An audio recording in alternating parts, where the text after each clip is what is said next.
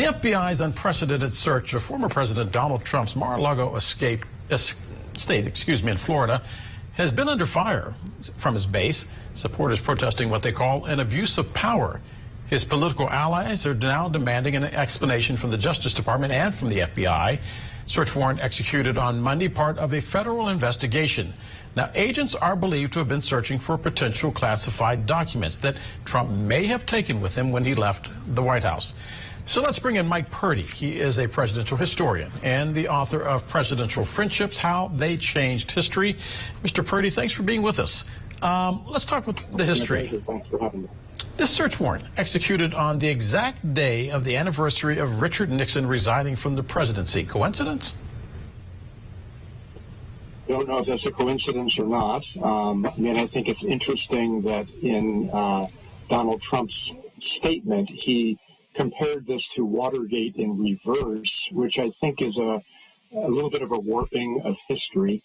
Watergate, of course, was a burglary by Richard Nixon's political campaign for the presidency, whereas in this case, what we had is a search warrant duly executed, approved by the Department of Justice, by Donald Trump's appointed FBI director, and approved by a federal judge. So I think that the historical analogy that the former president came up with isn't exactly accurate.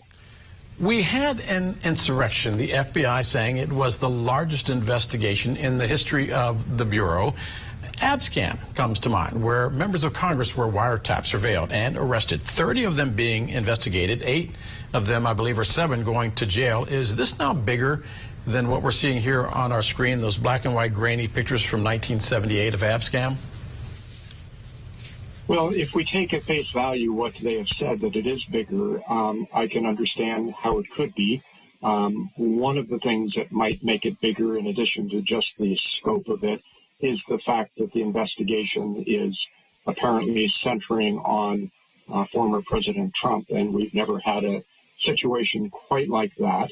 In one sense, you could say that Donald Trump and Mike Pence were correct, saying that this has never happened before to a president of the United States or a former president where their residence was raided or searched.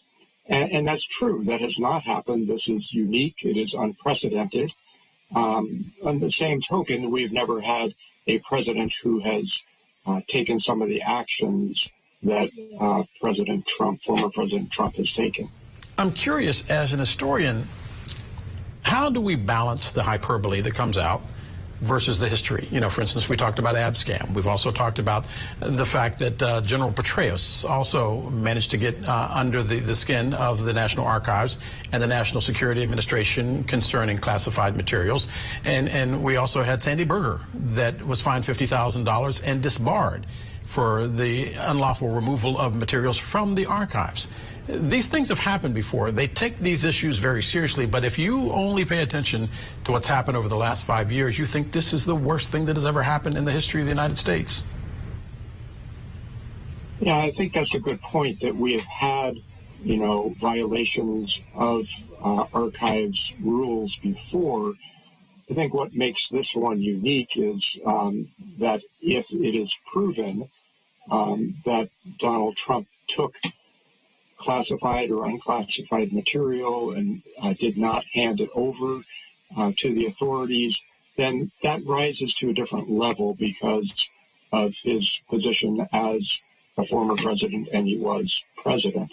So I think that's one of the things that makes it different. I think it also makes it different in the sense that this is just one of many investigations that's going on into Donald Trump.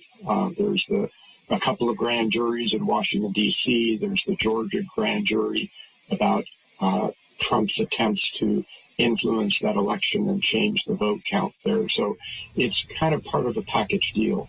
I'm curious, as an historian, how fragile is the ground that we walk on? I'm a child of the 70s.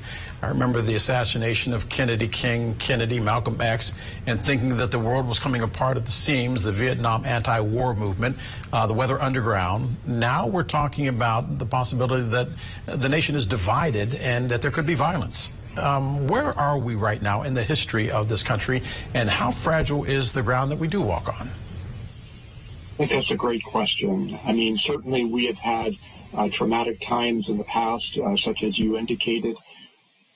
I think that we are more divided now than we have perhaps ever been. The only analogy we could go back to would be during the Civil War and the days prior to the Civil War.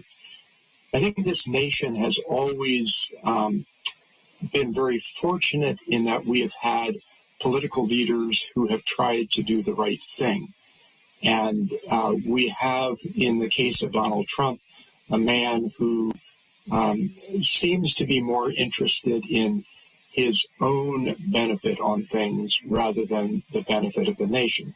And I know many people will disagree with that. He has a very strong base, but I think our democracy is quite fragile right now, and we've seen it with the insurrection. So this was the first time that we did not have a peaceful transition of power, that there was an attempt to stop that peaceful transition of power. And that's a fairly significant thing because that's something that we've always prided ourselves on. I was hoping you would say that it was worse then, but sometimes the truth is painful. Mike Purdy. Well, I think it's now. Thanks for being with us.